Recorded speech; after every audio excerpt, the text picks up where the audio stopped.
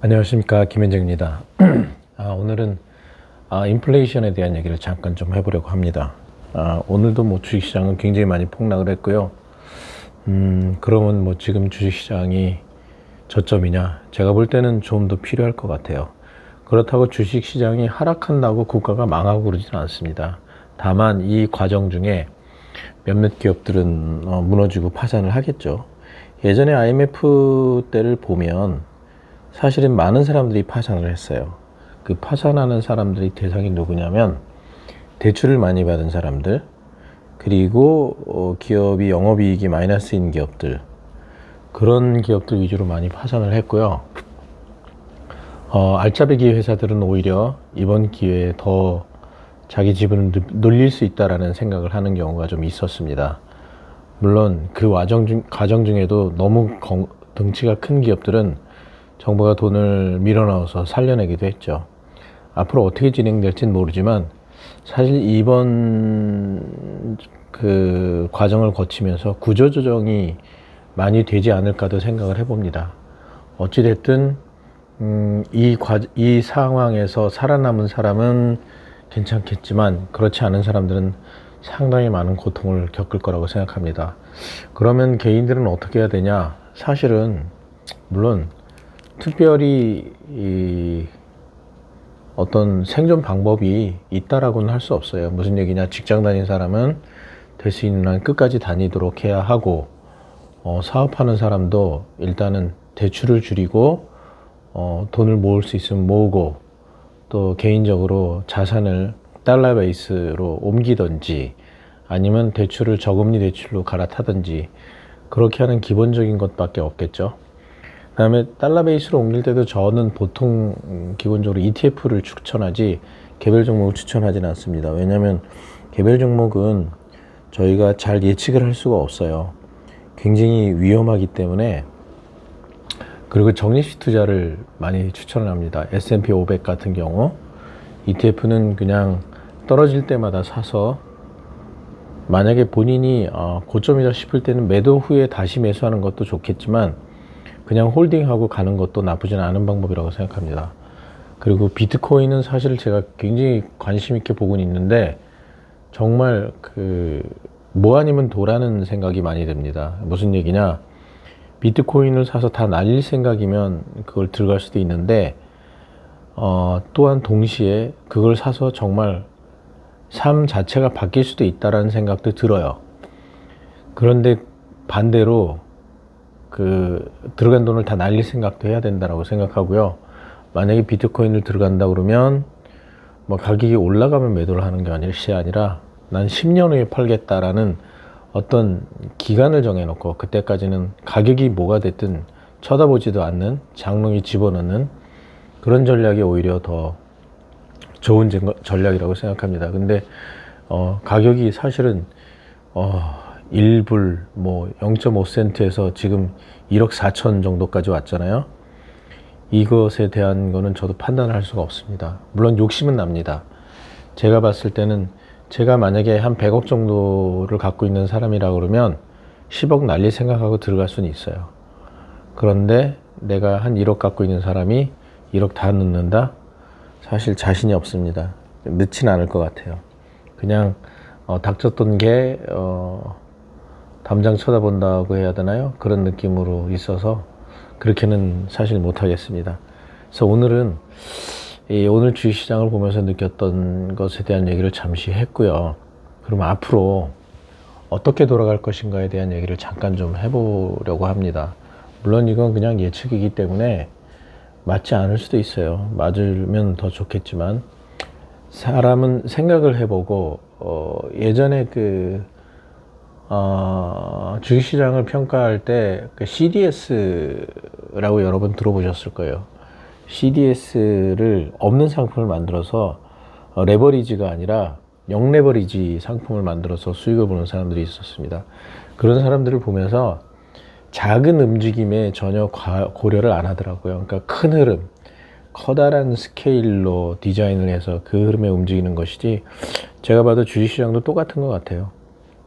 뭐 오늘 사갖고 내일 5% 팔고 뭐 이런 것이 아니라 큰 흐름에 베팅해서 매수에 매도하고 당분간 그 시장을 들여다보지 않는 형태의 매매가 저는 더 좋을 것 같아 보이고요. 지금은 이제 시작했다라고 생각을 하고요. 아마 좀 깊게 들어가진 않을까 하는 생각, 내려가지 않을까 하는 생각을 좀 해봅니다. 그렇다고 뭐 그렇게 하락했다고 해도 나라가 망하거나 그러진 않을 거라고 생각해요. 왜냐하면 저희 나라는 제조업이 상당히 그래도 튼튼한 그런 국가입니다. 다만 염려스러운 거는 예전과 상황이 좀 다르다라는 것이죠. 그게 뭐냐면 중국이라는 국가가 예전에는 없었지만 지금은 하나의 경쟁자로서 반도체도 지금 레가시 반도체 같은 거는 중국이 거의 그 단가를 후려쳐 가면서 낮게 유지하고 있기 때문에 삼성하고 SK 하이닉스가 잔뜩 긴장해서 그를 대응을 못하고 있다고 생각합니다. 2차 전지 배터리도 LFP 배터리는 거의 중국의 90% 이상을 전 세계 시장을 석권하고 있기 때문에 국내 2차 전지 매출이 많이 줄었어요.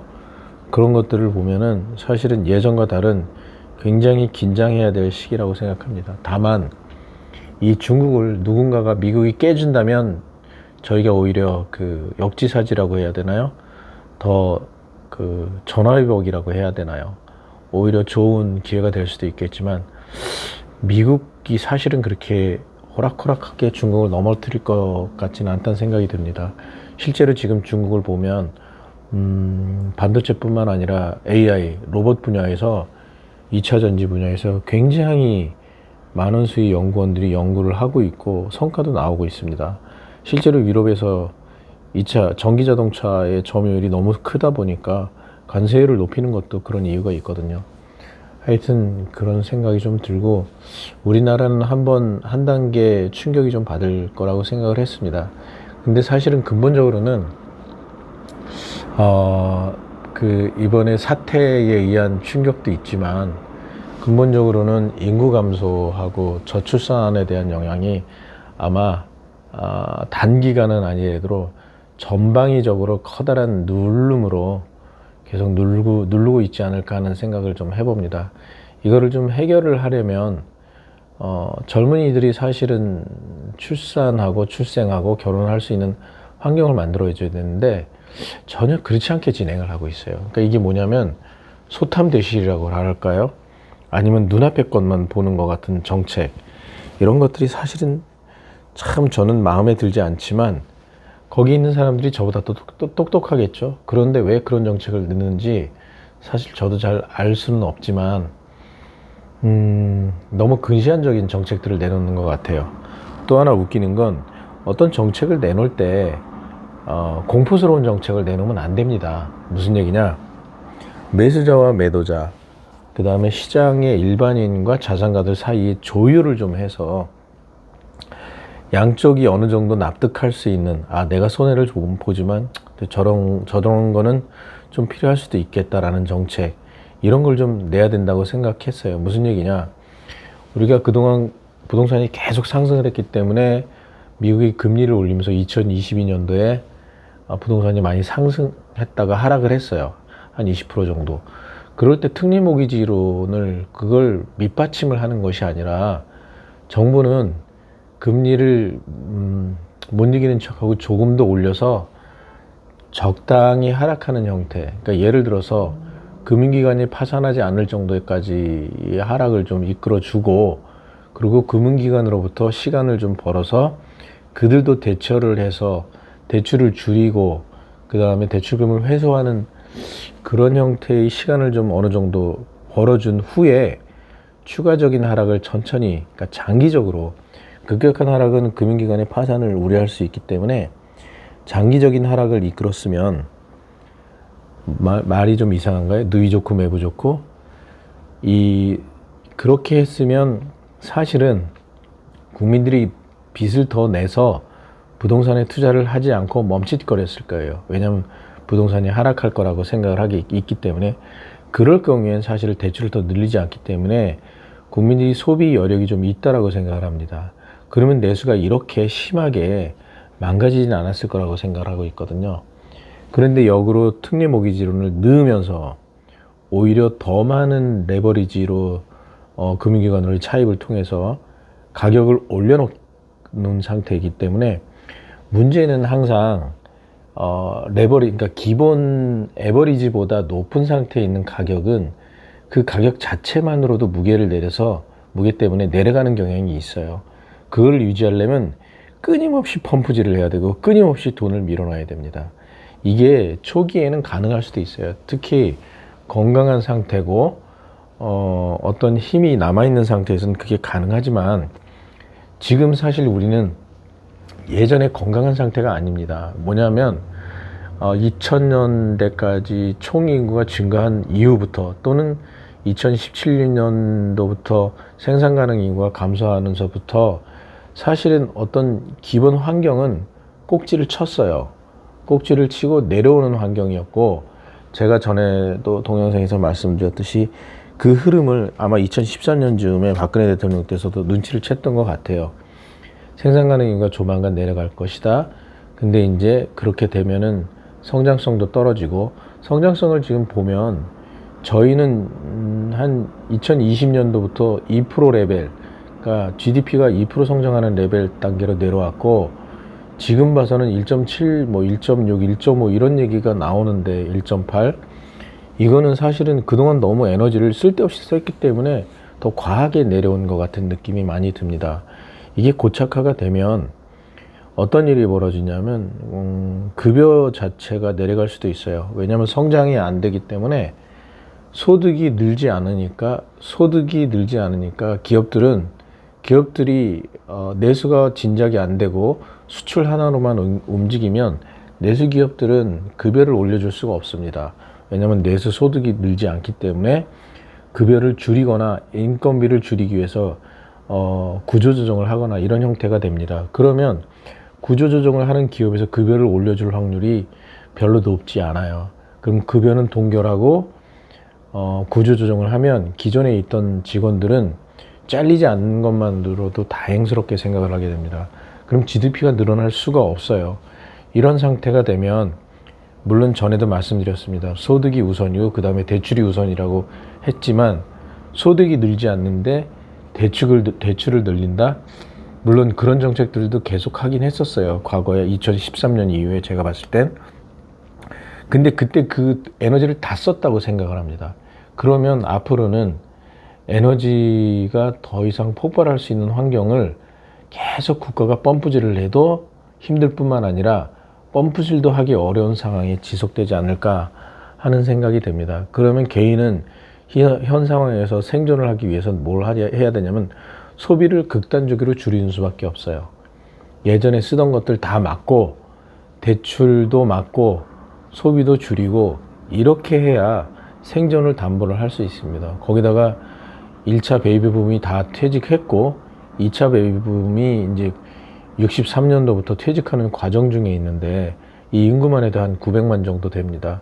그분들이 나가서 일자리를 구하려고 지금 눈에 혈안이 돼 있는 사람들인데, 그분들 일자리 소득이 기껏해야 월 100만 원에서 많아야 200만 원이에요. 200만 원짜리 없어요.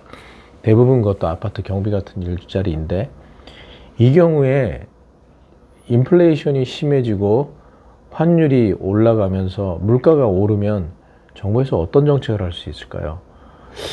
사실은 좀 굉장히 깝깝합니다. 깝깝하고, 사람이 맨 처음에는 주택이나 부동산에 신경을 쓰지만 극한 상황이 되면 부동산은 제일 마지막에 던지는 상품이라고 보여요.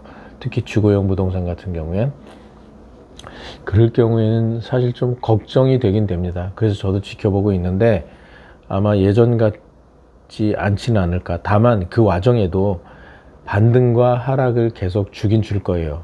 그렇지만 장기적으로 반등과 하락이 예전같이 상승보다는 하락적으로 가지라니까. 다만 이 와중에도 소수의 그 고액 자산가들은 생깁니다.